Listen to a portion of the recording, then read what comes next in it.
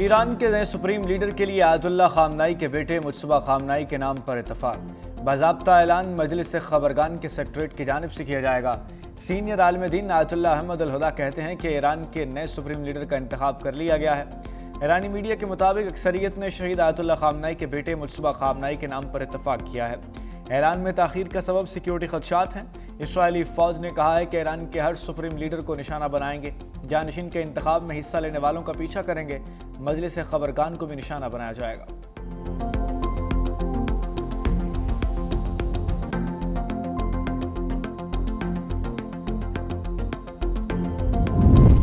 ایران کے نئے supreme leader کے لیے ہماری منظوری ضروری ہے۔ امریکی صدر ٹرمپ کی دھمکی۔ کہا امریکہ کی منظوری کے بغیر ایران کا سپریم لیڈر زیادہ دیر تک چل نہیں سکے گا۔ ہم نہیں چاہتے کہ چند سال بعد ایران کے حوالے سے پھر مسئلہ شروع ہو۔ ایران پورے مشرق وسطیٰ کو کنٹرول کرنے کا منصوبہ بنا رہا تھا۔ جوہری ہتھیار کے خطرے کو روکنا ضروری ہے۔ جنگ کے خاتمے کا کوئی ٹائم ٹیبل نہیں۔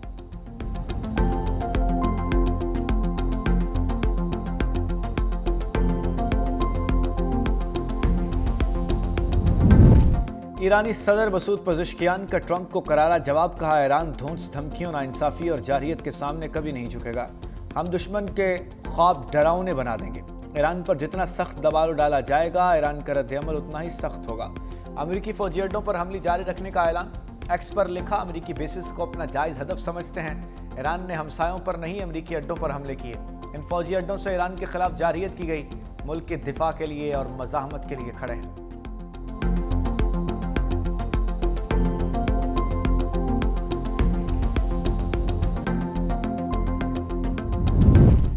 نئے سپریم لیڈر کے انتخاب میں غیر ملکی مداخلت مسترد کرتے ہیں ایرانی وزیر خارجہ عباس اراغچی کا دو ٹوک پیغام۔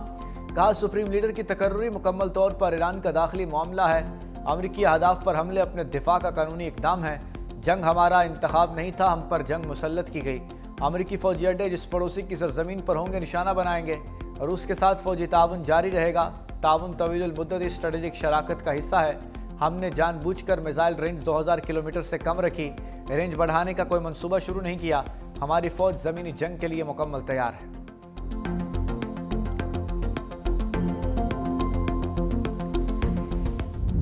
امریکہ اور اسرائیل کا جنگی جنون ایران پر وحشیانہ بمباری المیہ پر المیہ بن گیا۔ دارالحکومت تہران سمیت دیگر شہروں میں تیل تنصیبات پر ہولناک فضائی حملے۔ تیل کے ذخائر میں دھماکوں کے بعد خوفناک آگ۔ شہر کا بڑا رقبہ آگ، دھوئیں اور زہریلے بادلوں کی لپیٹ میں آ گیا۔ تیل سیوریج لائنوں میں داخل ہونے سے زیر زمین دھماکے۔ آئل ڈپو میں لیکیج کے باعث تیل سڑکوں پر بہنے لگا۔ آتش زدگی سے سڑکیں آگ کی ندی کا منظر پیش کرنے لگیں۔ بڑے پیمانے پر آتش زدگی سے پورے شہر پر دھوئیں کے گہرے بادل۔ صبح ہوئی تو سورج ہی نظر نہ آیا۔ شہر گہری تاریکی میں ڈوبا رہا۔ حکام نے تہران میں زہریلی بارش کا الرٹ جاری کر دیا۔ شہریوں کو گھروں میں رہنے کی ہدایت۔ اسموک سے جلد اور پھیپھڑوں کی بیماریاں پھیلنے کا خدشہ۔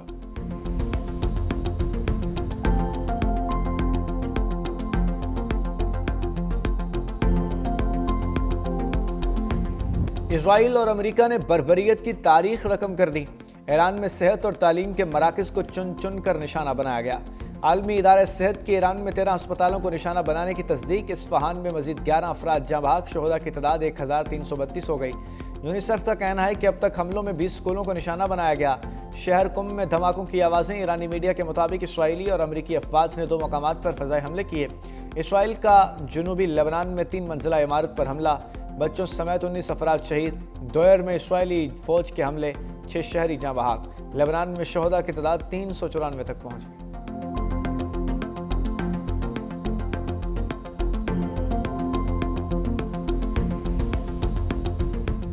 ایران کے امریکی اہداف اور اسرائیل پر میزائلوں سے یلغار۔ 24 گھنٹے میں 200 امریکی فوجی ہلاک کرنے کا دعویٰ۔ اسرائیلی شہر حیفا میں ریفائنری کو نشانہ بنانے کا دعویٰ۔ تل ابیب کے مختلف علاقوں میں دھماکے۔ تازہ میزائل حملے میں 6 اسرائیلی زخمی۔ متحدہ عرب امارات پر ایک بار پھر میزائل اور ڈرون حملے۔ شہر دھماکوں سے گونج اٹھا۔ اماراتی وزارت دفاع کا کہنا ہے کہ ایران سے آنے والے میزائلوں اور ڈرونز کو تباہ کر رہے ہیں۔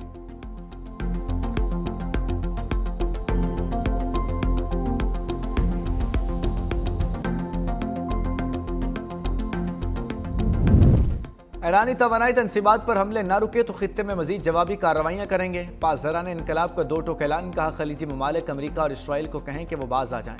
$200 فی بیرل سے زیادہ تیل برداشت کر سکتے ہیں تو کھیل کو جاری رکھیں۔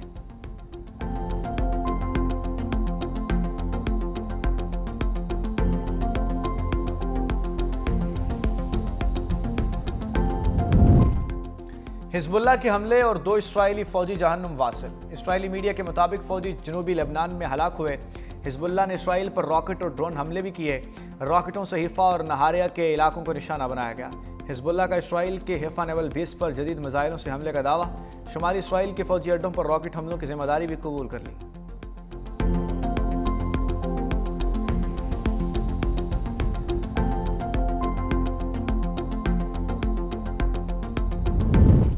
دبئی مرینا ٹاور حملہ جاں بحق 2 افراد کا تعلق پاکستان سے نکلا۔ اماراتی حکام کا کہنا ہے کہ البرشا کے علاقے میں جاں بحق شخص پاکستانی تھا جو بطور ڈرائیور سر انجام فرائض دے رہا تھا۔ حالیہ حملوں میں 2 پاکستانیوں سمیت 4 افراد جاں بحق ہوئے۔ صدر آصف علی زرداری کا 2 پاکستانیوں کے جاں بحق ہونے پر دکھ کا اظہار۔ کہا مشرق وسطیٰ میں کشیدگی عالمی امن و استحکام کے لیے خطرہ ہے۔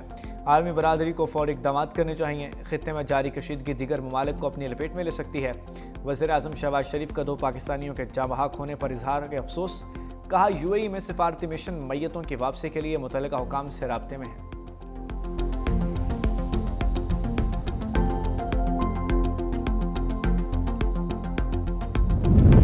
ایران میزائل اور ڈرون حملوں کے لیے عوامی مقامات استعمال کر رہا ہے۔ امریکی سینٹ قوم کا موقف۔ کہا فوجی مقاصد کے لیے استعمال ہونے والا مقام جائز ہدف بن جاتا ہے۔ ایرانی اقدام اس کے اپنے شہریوں کو خطرے میں ڈال رہے ہیں۔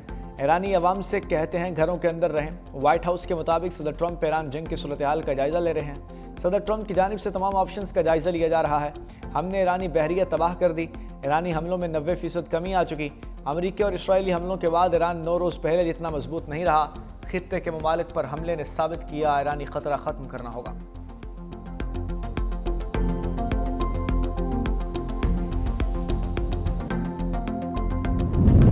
چین مشرق وسطیٰ کی جنگ میں بیچ بچاؤ کرانے آ گیا۔ چینی وزیر خارجہ وانگ یی کے ایران پر حملے کی شدید مذمت۔ تنازع پر مذاکرات اور کشیدگی کم کرنے پر زور۔ کہا ایران کے خلاف یہ جنگ ایسی ہے جو ہونی ہی نہیں چاہیے تھی۔ اسرائیل اور امریکہ فوری جنگ بندی کریں۔ چین اور امریکہ کے درمیان اعلیٰ سطح روابط کے لیے مناسب ماحول پیدا کرنا ضروری ہے۔ بڑی طاقتوں کو ایران جنگ بندی کے لیے تعمیری کردار ادا کرنا چاہیے۔ تمام فریقین فوری طور پر مذاکرات کی میز پر واپس آئیں۔ مصالحت سے کام لیں۔ طاقت کا استعمال مسائل کا حل نہیں۔ امریکہ اور چین کو ایک ہی سمت میں مل کر کام کرنا ہوگا۔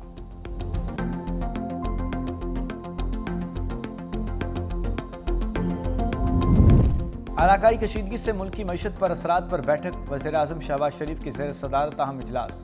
عالمی سطح پر حالیہ کشیدگی اور ممکنہ معاشی اثرات پر بریفنگ۔ معاشی استحکام کے لیے کفایت شعاری پر مبنی سفارشات پیش۔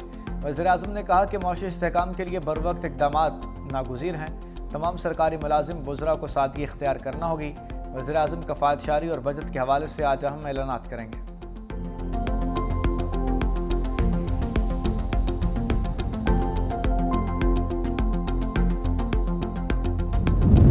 پاک فوج کا افغان طالبان رجیم کے خلاف آپریشن غضب للحق۔ 583 طالبان ہلاک، 795 سے زائد زخمی۔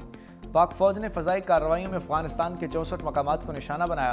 242 طالبان چیک پوسٹیں تباہ، 38 پوسٹوں پر قبضہ کر کے انہیں بھی اڑا دیا گیا۔ افغان طالبان کے 213 ٹینک، بختربند گاڑیاں اور توپ خانے تباہ۔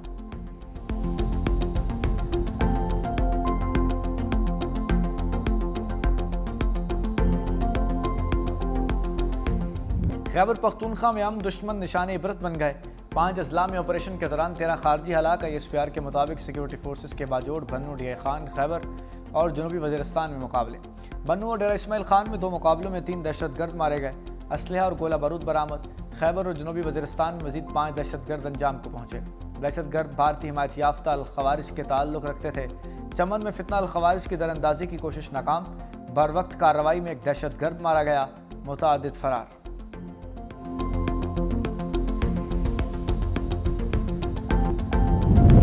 کوئٹہ میں نامعلوم افراد کی فائرنگ سے SHO شہید، صوبائی حکومت کا CTD افسر مٹھا خان پر فائرنگ کی تحقیقات کا حکم۔ حکام کے مطابق ملوث عناصر کو جلد گرفتار کر کے کیفر کردار تک پہنچایا جائے گا۔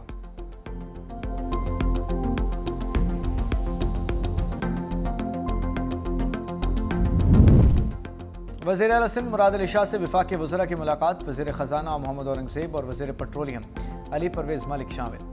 عالمی تیل قیمتوں میں اضافے اور ایندھن ذخائر پر تفصیلی بریفنگ۔ مراد علی شاہ نے کہا کہ قومی معیشت کا پہیہ چلتا رکھنا حکومت کی ترجیح ہے۔ ذخیرہ اندوزی روکنے کے لیے وفاق اور صوبے میں رابطہ بڑھانے کا فیصلہ۔ وزیر اعلیٰ پنجاب مریم نواب سے بھی وفاقی وزراء اور محمد اورنگزیب اور علی پرویز ملک کی ملاقات۔ مریم نواز نے کہا کہ پنجاب بھر میں کہیں بھی مقررہ نرخ سے زائد پیٹرولیم مصنوعات بیچنے کی اجازت نہیں دی جائے گی۔ چیلنج سے نمٹنے کے لیے پوری قوم کو ثابت قدمی کا مظاہرہ کرنا ہوگا۔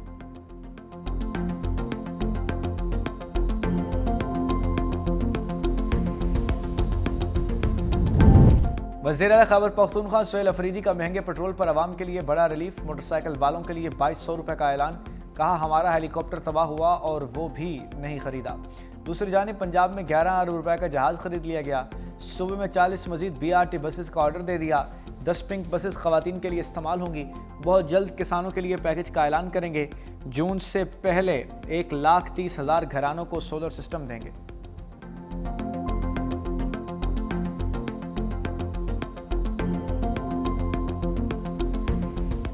Women day for everyone, کیونکہ اگر خواتین نہ ہوتی تو آپ اور ہم بھی نہ ہوتے۔ حکومت چلانے کا بھی اختیار جو ہے جب شہید محترمہ بے نظیر بھٹو صاحبہ کو ملا تو خواتین نے یہ ملک چلا کے دکھایا۔ ہمارے اس پاکستان کو ایٹمی پاور تو شہید ذوالفقار علی بھٹو نے دیا، لیکن جو میزائل ٹیکنالوجی دی وہ بھی شہید محترمہ بے نظیر بھٹو صاحبہ نے دی۔ جب بھی ایک ٹرمنالوجی یوز ہو ویمن امپاورمنٹ تو پہلے اس کا جو سینونیمس آتا ہے وہ آتا ہے پاکستان پیپلز پارٹی۔ پاکستان کو شہید بھٹو نے ایٹمی طاقت بنایا، سینئر وزیر شرجیل انعام ایمن کا تقریب سے خطاب، کہا ملک کو میزائل ٹیکنالوجی سے لیس کرنے کا کریڈٹ بے نظیر بھٹو کو جاتا ہے۔ ان دو عظیم لیڈروں کی وجہ سے پاکستان کا دفاع ناقابل تسخیر ہوا، پوری دنیا میں جنگ کے بادل منڈلا رہے ہیں۔ مزید بولے لیڈی ہیلتھ ورکرز کا تصور پیپلز پارٹی نے پیش کیا، یہ پروگرام بھی بے نظیر بھٹو نے شروع کیا تھا۔ تقریب میں خواتین میں مفت پنک سکوٹیز تقسیم کی گئیں۔